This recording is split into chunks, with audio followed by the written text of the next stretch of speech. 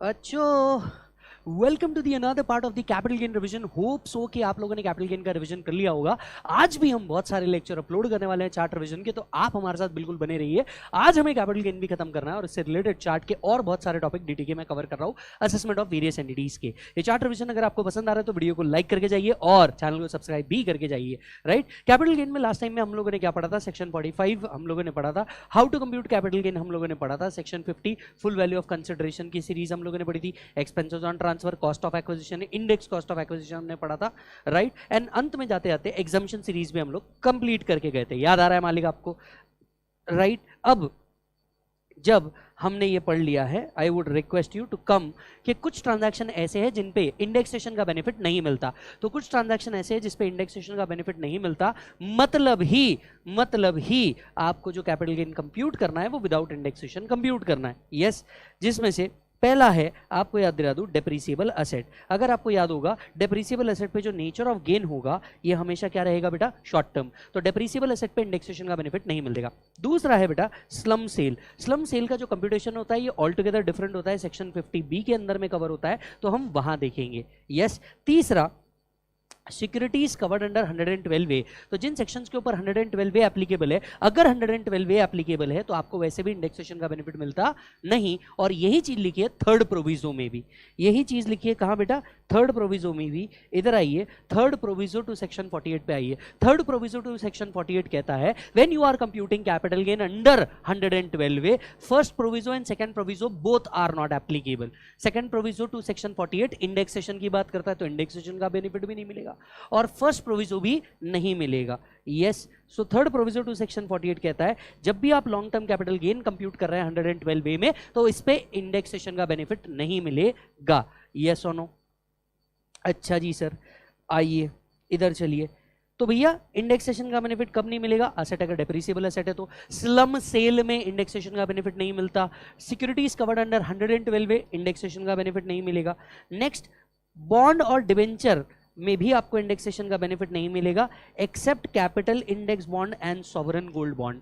तो बॉन्ड और डिबेंचर पे इंडेक्सेशन का वैल्यू नहीं मिलेगा। देख, बहुत कॉमन सेंस की बात है मेरे दोस्त, बॉन्ड और डिबेंचर की वैल्यू ही चेंज नहीं होती तो इंडेक्सेशन का बेनिफिट मिलेगा क्यों? हालांकि दो बॉन्ड ऐसे हैं, एक कैपिटल इंडेक्स बॉन्ड और दूसरा सॉवरेन गोल्ड बॉन्ड, जिसपे इंडेक्सेशन का बेनिफिट दिया गया है। बराबर है?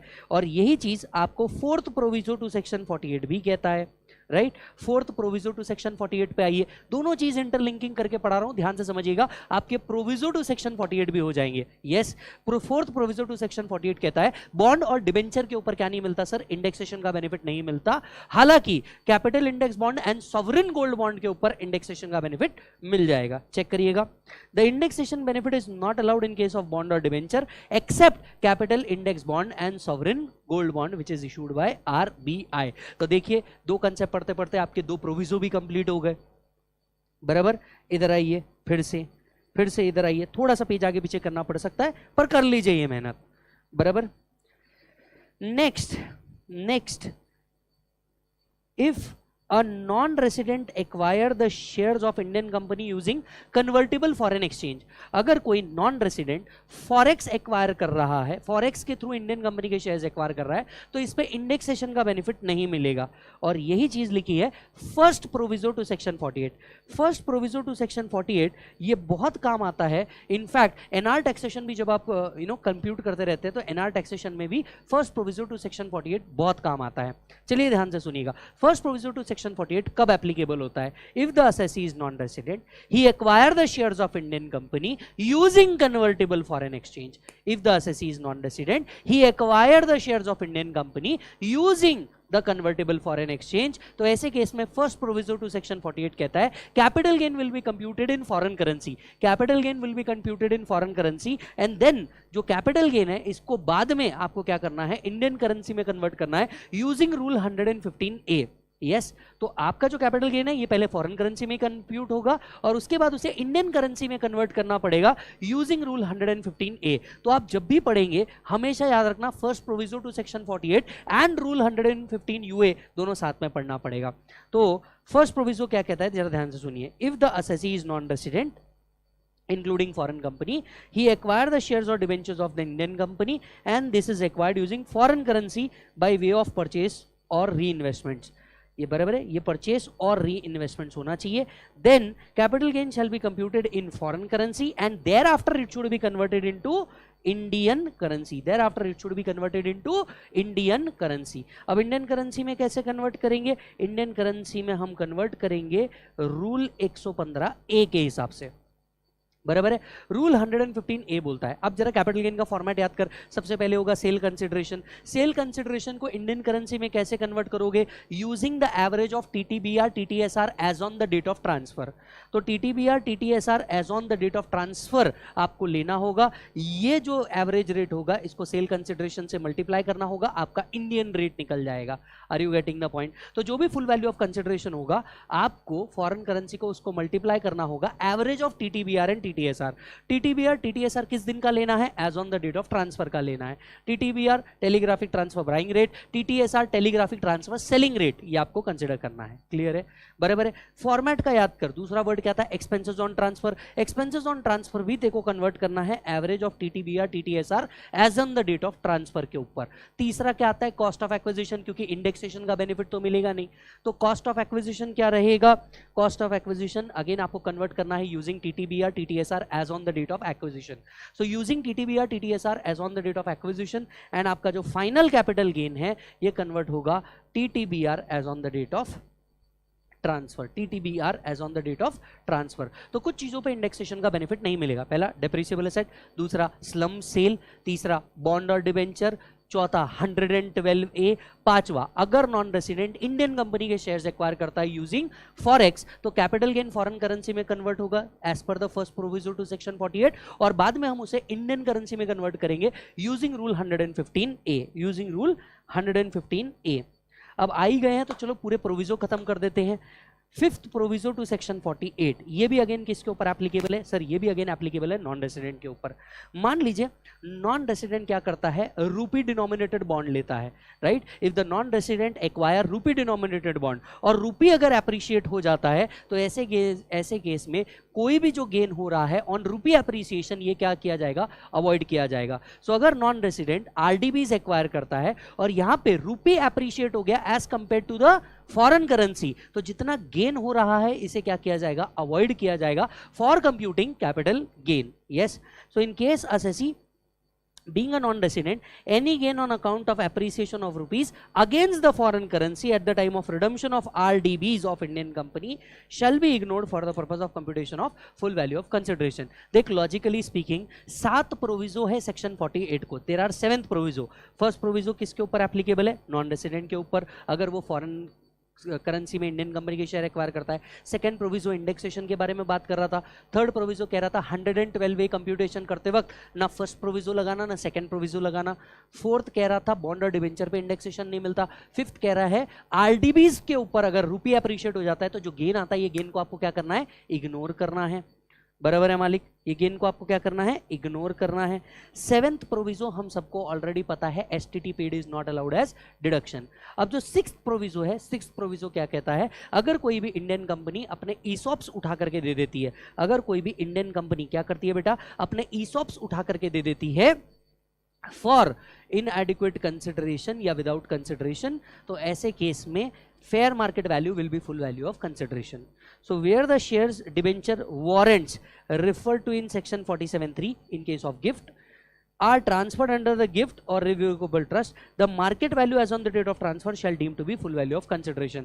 देख बेटा logically speaking first proviso relevant है, second proviso relevant है, third proviso relevant है और सीधा seventh proviso relevant है. Out of all the 7 provision, first provision किसके लिए है? याद कर. NR जो इंडियन कंपनी के शेयर्स ले रहा है using forex. Second proviso indexation. Third proviso बोल जल्दी से 112 में ना फर्स्ट लगेगा ना सेकंड लगेगा और सीधा 7th प्रोविजो याद कर STT paid is not allowed as deduction जो हम ऑलरेडी एक्सपेंसेस ऑन ट्रांसफर में देख चुके हैं इसलिए चार्ट में तेरे को अलग से नहीं दिखेगा. बराबर है? बाकी फिफ्थ रेलेवेंट नहीं है, सिक्स्थ रेलेवेंट नहीं है, तेरे को सिर्फ ये याद रखने का है exam point of view. Very clear मालिक? चलो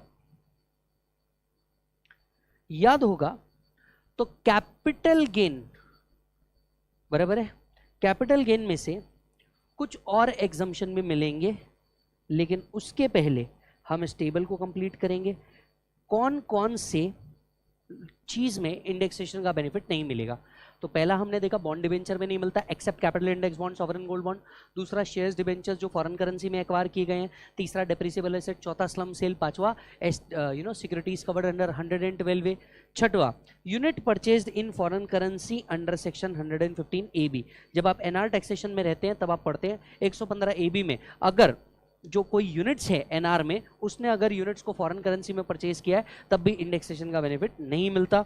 and GDR purchase in foreign currency under section 115AC, इसमें भी इंडेक्सेशन का बेनिफिट नहीं मिलता, इसमें भी इंडेक्सेशन का बेनिफिट नहीं मिलता। यस और नो? तो ये वो ट्रांजैक्शन है जिसपे इंडेक्सेशन का बेनिफिट नहीं मिलता।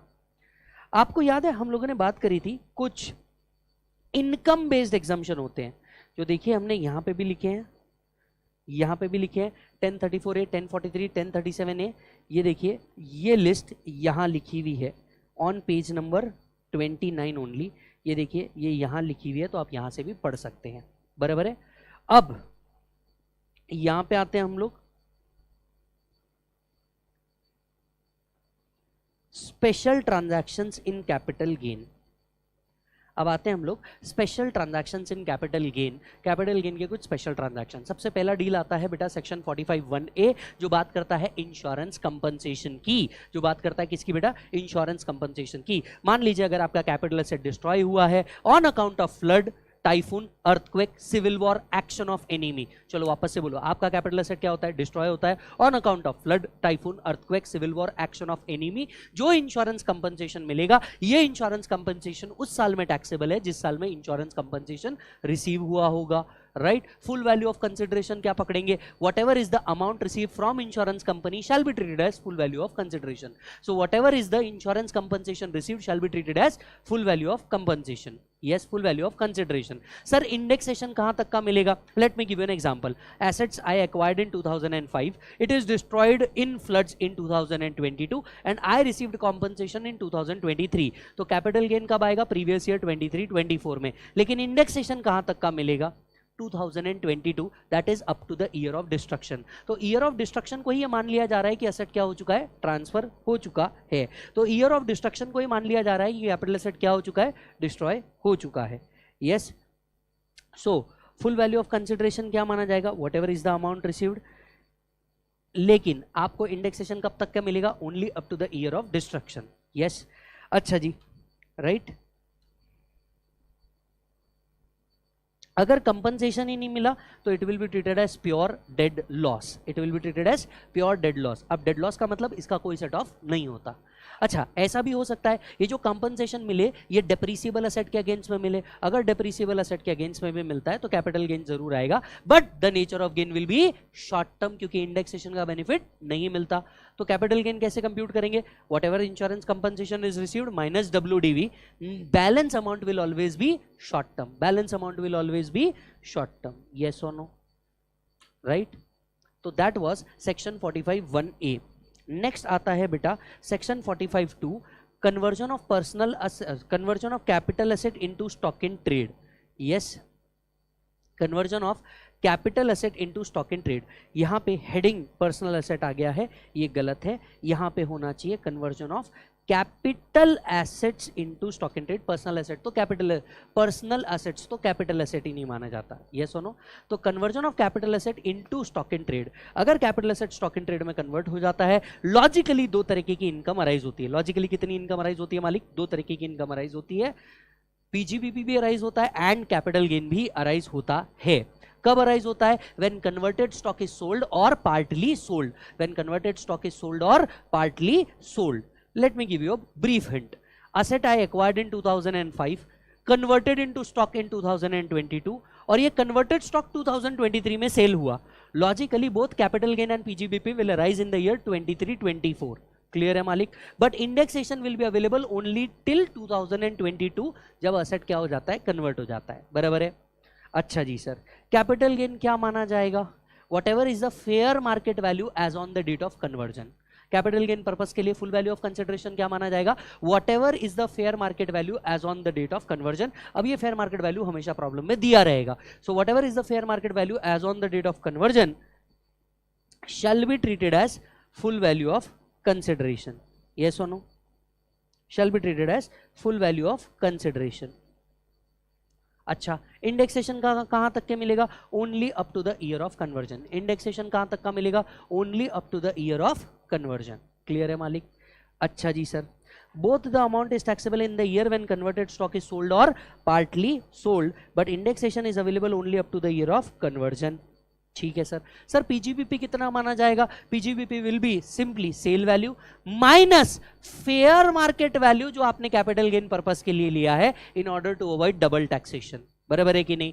नहीं तो यहां पे भी अगर हम उसका कॉस्ट ही ले लेते तो ये डबल टैक्स हो जाता, पहले कैपिटल गेन में फिर पीजीबीपी में। तो जितना फेयर मार्केट वैल्यू आपने कैपिटल गेन पर्पस के लिए लिया है उतना पीजीबीपी लेते वक्त आपको क्या करना है? कॉस्ट कंसिडर करना है एंड फेयर मार्केट वैल्यू को सेल कंसिडरेशन में से माइनस करना है ताकि आपको क्या मिल जाए? पीजीबीपी मिल जाए। तो चलो वापस से एक बार, अगर कैपिटल एसेट कन्वर्ट होता है स्टॉक इन ट्रेड में, अगर कैपिटल एसेट कन्वर्ट होता है स्टॉक इन ट्रेड में, तो capital gain and PGBP both income will arise when converted stock is sold और पार्टली सोल्ड।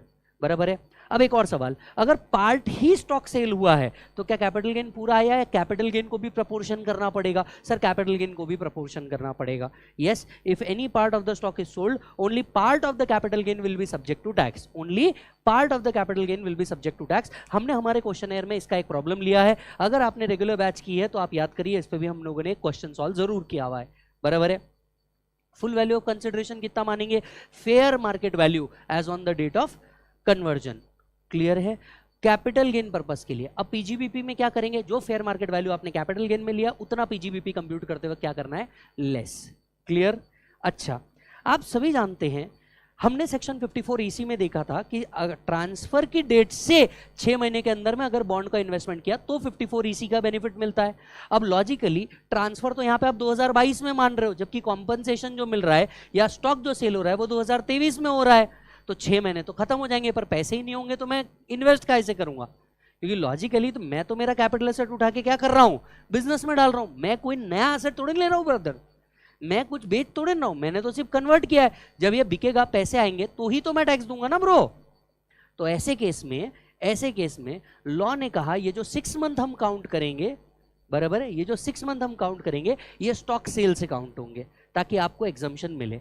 तो ये जो 6 महीने में बॉन्ड में इन्वेस्ट करना है ये स्टॉक सेल से 6 महीने होना चाहिए। ये कहां से होना चाहिए बोलो जल्दी से? Stock sale. So in case of converted stock sale, period of 6 months shall be calculated from the date of sale of stock for claiming deduction under section 54 EC. Is that done? Check करो जल्दी से।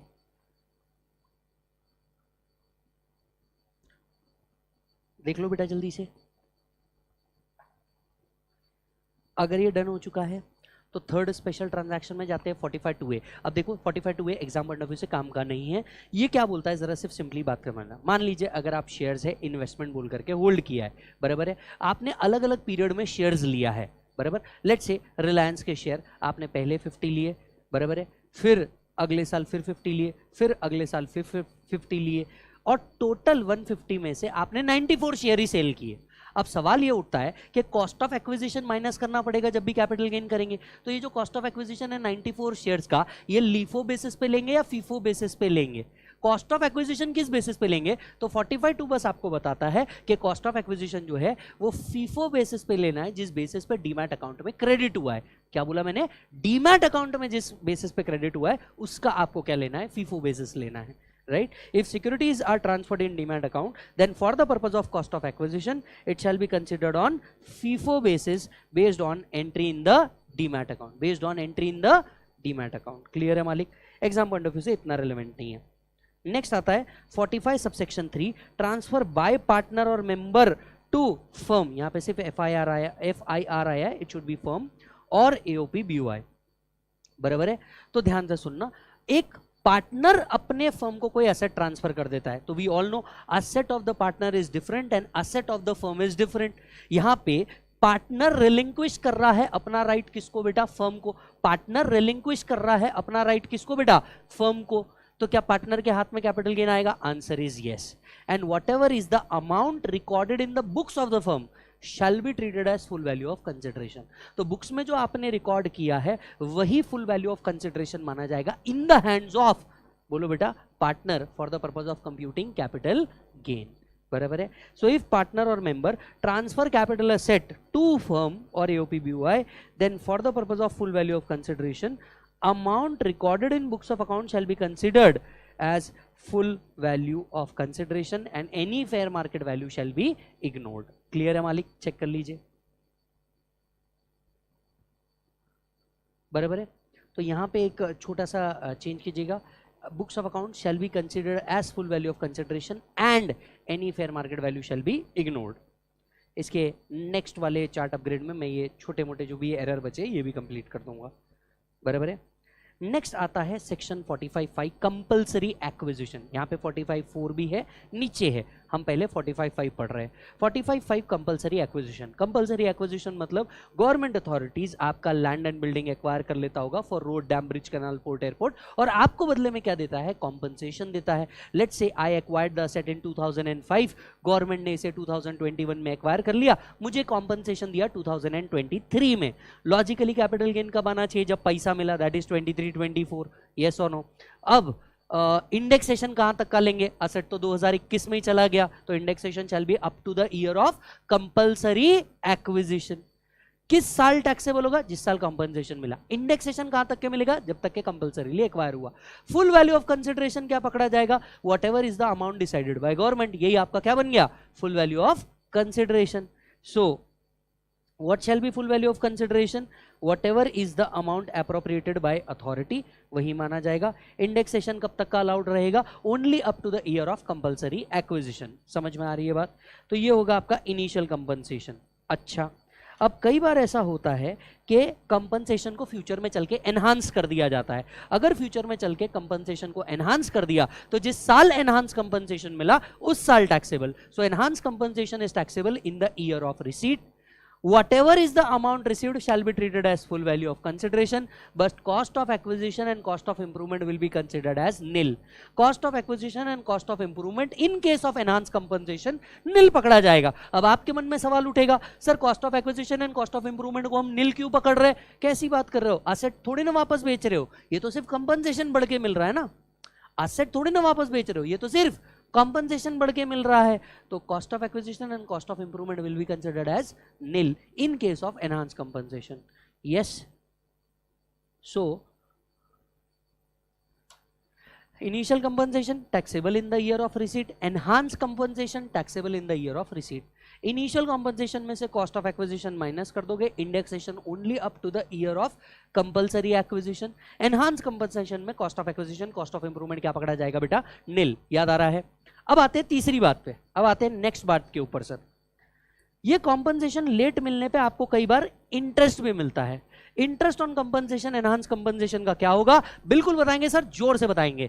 Interest on compensation enhance compensation जो होता है ये भी taxable होता है। कौन से हेड में सर? आईएफओएस में टैक्सेबल होता है सर। आईएफओएस में टैक्स होगा एंड जितना इंटरेस्ट मिलेगा इसमें से 50% will be allowed as deduction. So interest on compensation enhance compensation taxable in the year of receipt, taxable under the head of IFOS, and whatever is the interest received इसमें से 50% will be allowed as deduction. So interest on enhanced compensation is taxable under the head of IFOs and 50% will be allowed as deduction. अच्छा, ऐसा भी हो सकता है कि future में चल के आपका कंपनसेशन रिड्यूस कर दिया जाए। भाई एनहांस हो सकता है तो रिड्यूस भी तो हो सकता है। अगर कंपनसेशन रिड्यूस हुआ तो it is the responsibility of AO कि कैपिटल गेन को वो क्या करेगा? रिकम्प्यूट करेगा।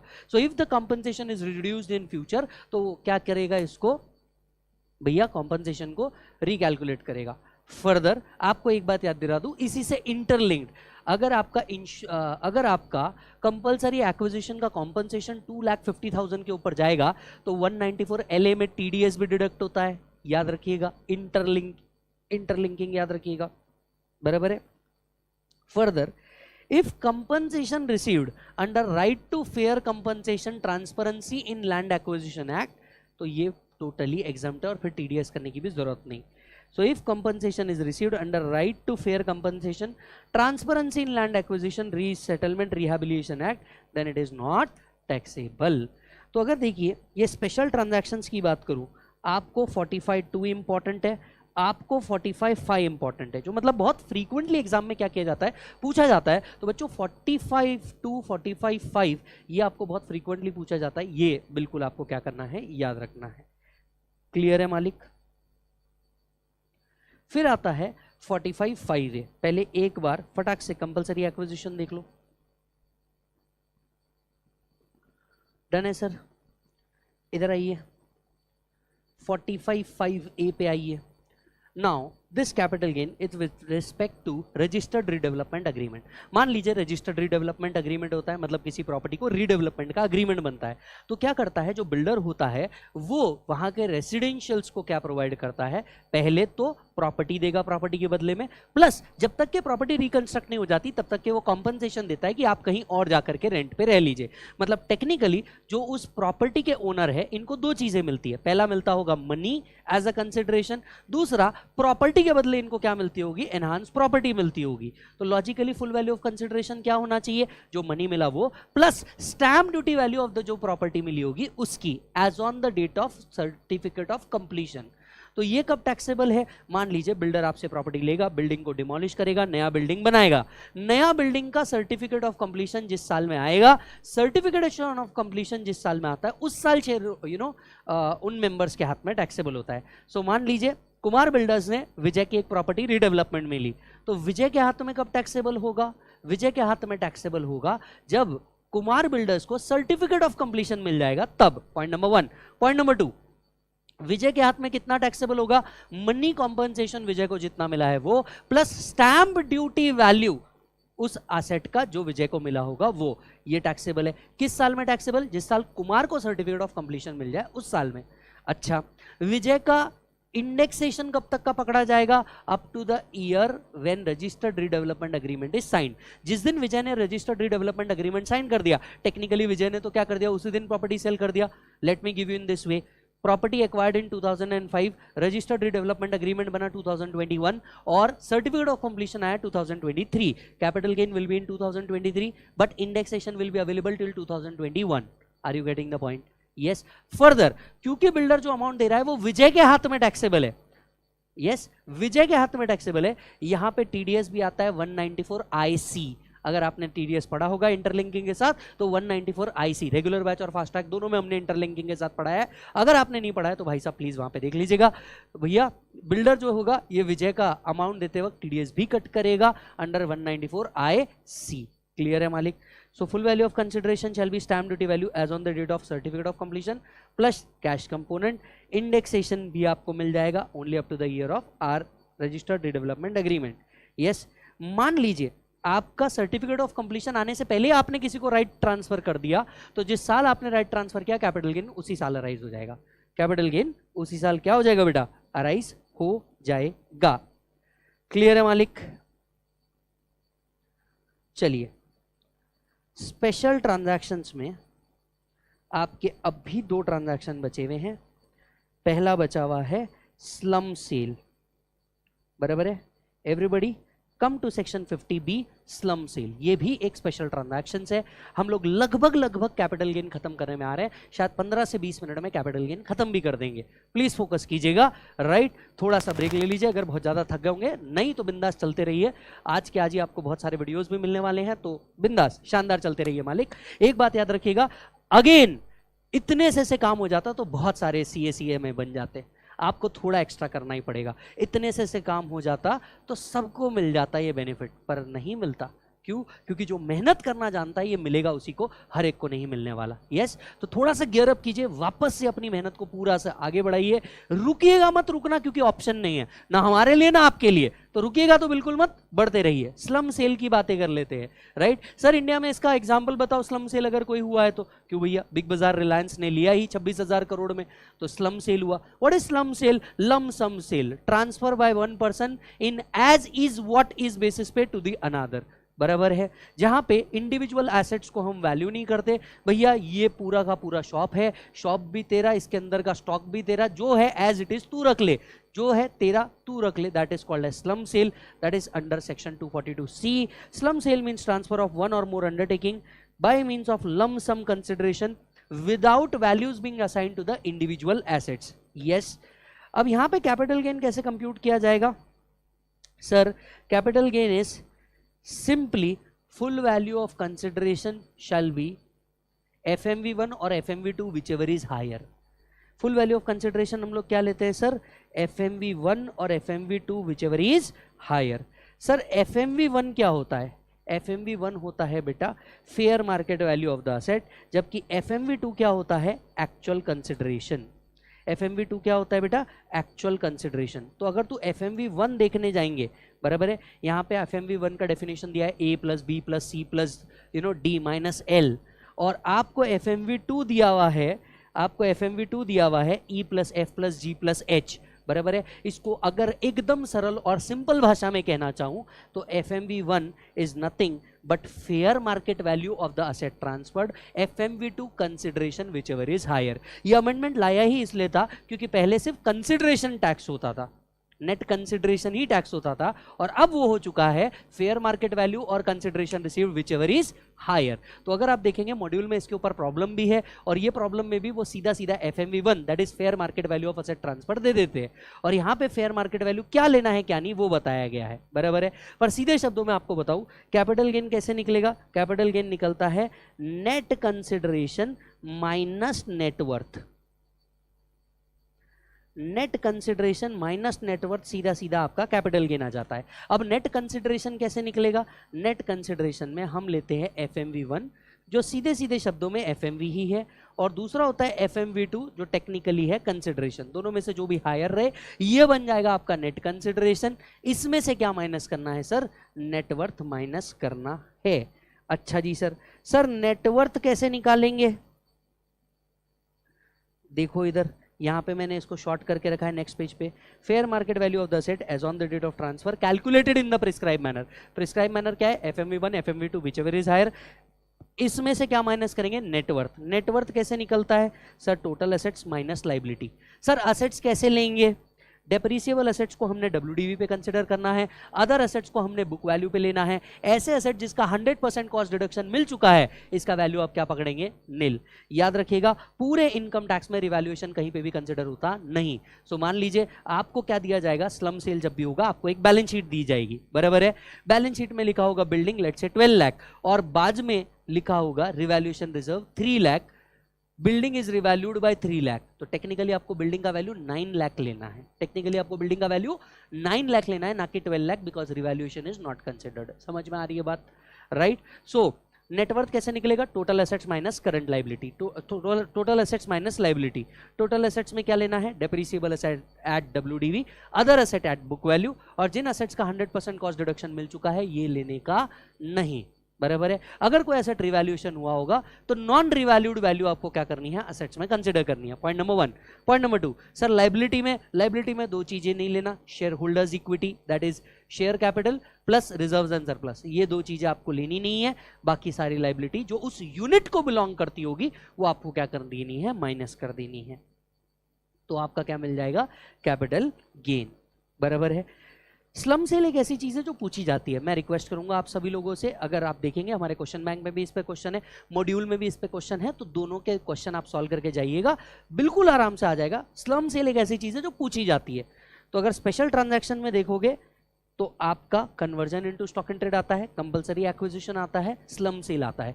ये तीन स्पेशल ट्रांजैक्शंस में सबसे ज्यादा पूछे जाते हैं when it comes to capital gain. याद आ रहा है मालिक, चलिए नेक्स्ट पार्ट पे चलते हैं। Computation of capital gain under 112A, long term capital gain under 112A किस तरीके से निकलेगा, एक बार पहले चेक कर लो। चलो बेटा आ जाते हैं 112A। 112A long term capital gain. अगर असेसी क्या ट्रांसफर करता है, इक्विटी शेयर ट्रांसफर करता है which are listed, equity oriented fund transfer करता है, यूलिप्स ट्रांसफर करता है, राइट। यूलिप्स क्या करता है, ट्रांसफर करता है जिसमें STT भी पे हुआ है, या फिर यूनिट्स ट्रांसफर करता है बिजनेस ट्रस्ट के। कब ट्रांसफर करता है sir, this is transferred after 1/4/2018, 2018 के बाद वो शेयर्स ट्रांसफर करता है, इक्विटी ओरिएंटेड फंड्स ट्रांसफर करता है, units of business trust transfer करता है, या यूलिप ट्रांसफर करता है जिसपे उसने क्या पे किया हुआ है, STT, बराबर है। तो ऐसे केस में आपने अगर STT पे किया है इन case of shares both at the time of acquisition and transfer, और यूनिट्स के केस में at the time of transfer, तो भैया क्या क्या बेचना है, शेयर्स बेचना है, units of business trust, units of equity oriented fund बेचना है। कब बेचना है? 1/4/2018 के बाद। और एसटीटी पे किया हो शेयर्स के केस में both at the time of acquisition and transfer, और यूनिट्स के टाइम पे at the time of transfer. तो ऐसे केस में जो आपका कैपिटल गेन अराइज होगा, ये कैपिटल गेन टैक्सेबल होगा at the rate of 10% beyond ₹1 lakh along with HEC at the rate of 4% plus applicable surcharge if any। तो भैया 3 कंडीशन सेटिस्फाई करनी है। क्या बेचना है? Equity shares, units of equity oriented fund या यूनिट्स ऑफ बिजनेस ट्रस्ट 1/4/2018 के बाद बेचना है। एसटीटी पे करना है शेयर्स के केस में बाइंग और सेलिंग दोनों के टाइम पे, और यूनिट्स के केस में at the time of selling. अगर ये कंडीशन सेटिस्फाई होती है तो long term capital gain shall be taxable at the rate of, बोलो बेटा, 10% instead of 20% under 112A beyond ₹1 lakh. तो 1 लाख के बियॉन्ड आपको कितना टैक्स आएगा बेटा? 10% आएगा। Up to 1 lakh there will be no tax. Capital gain कैसे कंप्यूट होगा सर? सर कैपिटल गेन जो कंप्यूट होगा, फुल वैल्यू ऑफ कंसिडरेशन जो भी आपने शेयर सेल करके लिया है वो, माइनस कॉस्ट। यहाँ पे डिफरेंट लेंगे, कॉस्ट जो लेंगे ये डिफरेंट लेंगे, क्योंकि आपको याद होगा तो 112A में इंडेक्सेशन का बेनिफिट नहीं मिलने वाला, पर कॉस्ट ही यहाँ पे आपको हायर कंसिडर करके दी गई है। सर कॉस्ट क्या होगी? Cost shall be higher of actual cost of acquisition and lower of sale consideration and fair market value as on 31/1/2018। तो fair market value as on 31/1/2018 और sale consideration इन दोनों में से जो भी लोअर रहे इसे कंपेयर किया जाएगा cost of acquisition के साथ। इन दोनों में से जो हायर रहे वो आपके लिए क्या माना जाएगा? cost of acquisition माना जाएगा।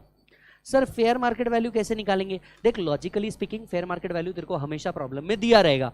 Just in case fair market value नहीं दिया रहा तो कैसे निकालेंगे? अगर 31/1/2018 को share was listed and it was traded, then highest price as on that day, that is 31/1/2018, उस दिन का जो भी हाईएस्ट प्राइस रहेगा वो फेयर मार्केट वैल्यू बन जाएगा। मान ले the share was listed on 31/1/2018 but it was not traded on that day, तो एनी प्राइस प्रायर टू 31/1/2018 उस दिन का जो भी हाईएस्ट प्राइस रहेगा वो तेरे लिए फेयर मार्केट वैल्यू माना जाएगा। यूनिट्स के केस में 31/1/2018 का जो भी NAV रहेगा वही तेरा क्या माना जाएगा? फेयर मार्केट वैल्यू माना जाएगा। एंड अनलिस्टेड शेयर्स जो होंगे इस केस में 17/18 का जो इंडेक्स कॉस्ट होगा वही आपके लिए क्या माना जाएगा? फेयर मार्केट वैल्यू माना जाएगा। बराबर है मालिक? चलिए, अगर कंडीशंस ऊपर दी हुई सेटिस्फाई हो जाती है तो कैपिटल गेन 1 लाख के बियॉन्ड पे 10% पे टैक्सेबल होगा। अगर कंडीशन सेटिस्फाई नहीं होती, still long term capital gain will be taxable under 112। Further यहाँ पे कुछ 11 ट्रांजैक्शंस ऐसे दिए हैं जिनमें भले ही एसटीटी पे नहीं हुआ हो तो भी 112A वाला जो कंप्यूटेशन है वो आप अप्लाई कर सकते हो। तो ये है बेटा वो 11 ट्रांजैक्शन। एक बार इसको रीड आउट कर लीजिए यहीं पे ही फटाक से। Sir exam point of view से ये जो 11 ट्रांजैक्शन है इसको याद रखने का जरूरत नहीं है, बट स्टिल दिया है इसलिए फटाफट पढ़ लो।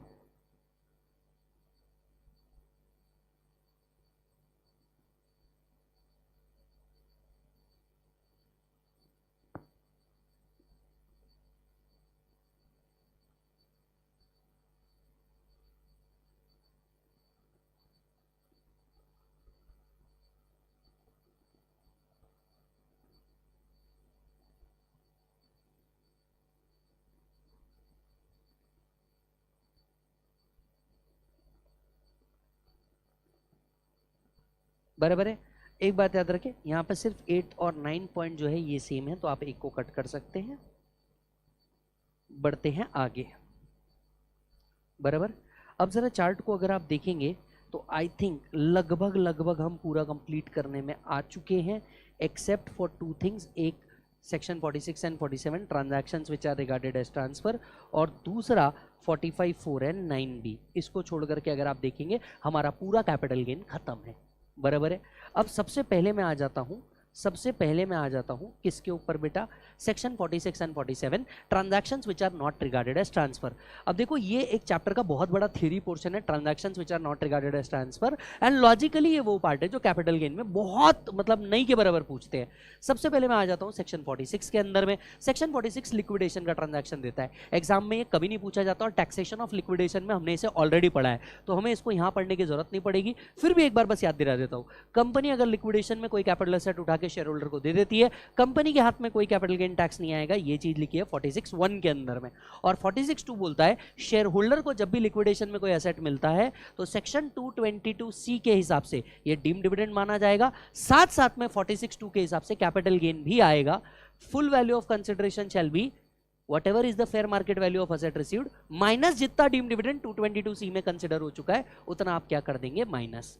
Getting it? इसको और डिटेल में पढ़ने के लिए टैक्सेशन ऑफ लिक्विडेशन पढ़ लीजिए, आपको आराम से 2 मिनट में पूरा इंटरलिंकिंग हो जाएगा। बराबर। अब आते हैं किसके ऊपर बेटा, section 47 transactions which are not regarded as transfer. हम इसको यहाँ चार्टर विजन में कंसिडर नहीं कर रहे हैं, आपको चाहिए आप फास्ट ट्रैक के अंदर में जाकर के देख सकते हैं। क्यों? क्योंकि यहाँ पे एक बहुत बड़ी लिस्ट लिखी हुई है ऐसे ट्रांजैक्शंस की which are not regarded as transfer. बराबर है, तो इसको हम यहाँ पे बिल्कुल कंसिडर नहीं कर रहे, ना हमने करना चाहिए। बराबर है, please read it on your own, right? क्योंकि ये पूरी लिस्ट भी बहुत बड़ी कोई काम की नहीं है, क्योंकि इसमें से पूछा जाने वाला जो एस्पेक्ट है ये बहुत कम है, तो एग्जाम के टाइम पे हम ये बिल्कुल नहीं करना चाहिए, बिल्कुल आप बाजू रख दीजिए, एक बार बस पढ़ लेना, काम खत्म। अब आते हैं कैपिटल गेन के लास्ट पार्ट के ऊपर, reconstitution of firm. Section 45(4) firm का जब भी रिकॉन्स्टिट्यूशन होगा तो ये क्या माना जाएगा बेटा, डीम्ड इनकम माना जाता है। अब हमें 2 सेक्शन को कंबाइन पढ़ना है, पहला है 9B एंड दूसरा है 45(4). पहले आ जाते हैं 9B के ऊपर, रिकॉन्स्टिट्यूशन ऑफ फर्म के ऊपर। किसके ऊपर आ जाते हैं बेटा, रिकॉन्स्टिट्यूशन ऑफ फर्म। मान लीजिए फर्म जब भी क्या होगी बेटा, डिसॉल्व होगी और किसी भी पार्टनर को कोई भी अमाउंट मिलता है on reconstitution, that amount will be taxable in the year of receipt. That amount will be taxable in the year of receipt. Yes, तो देखिएगा, where any specified person being partner of the firm, yes or no, right, receives on dissolution or reconstitution, then such specified entity would deem to have transferred in the year in which such capital asset or stock or both are received by specified person। बराबर है, किस साल taxable, जिस साल receive हुआ उस साल taxable. बराबर है, अगर फर्म स्टॉक ट्रांसफर कर रही है तो टेक्निकली क्या राइज होगा बेटा, पीजीबीपी। और अगर कैपिटल एसेट ट्रांसफर हो रहा है तो क्या राइज होगा फर्म के हाथ में, कैपिटल गेन। बराबर है, तो पीजीबीपी अराइज होगा when the firm transfer the stock, capital gain arise होगा when the firm transfer capital asset. कितना फुल वैल्यू ऑफ कंसिडरेशन माना जाएगा, fair market value of the asset और स्टॉक आपके लिए क्या बन जाएगा, फुल वैल्यू ऑफ कंसिडरेशन। तो फर्म जब भी डिसोल्यूशन पे क्या करेगी, पार्टनर को असेट उठा के देगी, फर्म के हाथ में कैपिटल गेन आएगा। किसके हाथ में कैपिटल गेन आएगा, फर्म, क्योंकि यहां पे रिलिंक्विश कौन कर रहा है, फर्म रिलिंक्विश कर रहा है। अगर फर्म स्टॉक उठा के दे देती है, fair market value is taxable. अगर फर्म कैपिटल असेट उठा के दे देती है, कैपिटल असेट का फेयर मार्केट वैल्यू क्या हो जाएगा, टैक्सेबल हो जाएगा। बराबर है। 9B is in addition to 45(4), मतलब 9B तो लगेगा ही लगेगा, 45(4) भी लगेगा, प्लीज ध्यान से सुनिएगा, राइट। स्पेसिफाइड एंटिटी का मतलब क्या है, यहां पे स्पेसिफाइड एंटिटी का मतलब है यहां पे firm. So where a specified person received during previous year any money or capital asset or both from a specified entity in connection with the reconstitution of firm, then any profit and gain arising from such received by a specified person shall be chargeable to income tax as income of such specified entity under the head of capital gain। तो भैया जब भी specified person को specified entity से कुछ मिलता है, specified entity के हाथ में क्या arise होगा, capital gain, which is in addition to 9B। बराबर है, जिस साल में स्पेसिफाइड पर्सन ने रिसीव किया उस साल स्पेसिफाइड एंटिटी के हाथ में टैक्सेबल। सर कितना टैक्सेबल होगा, B प्लस सी माइनस डी, B प्लस सी माइनस डी।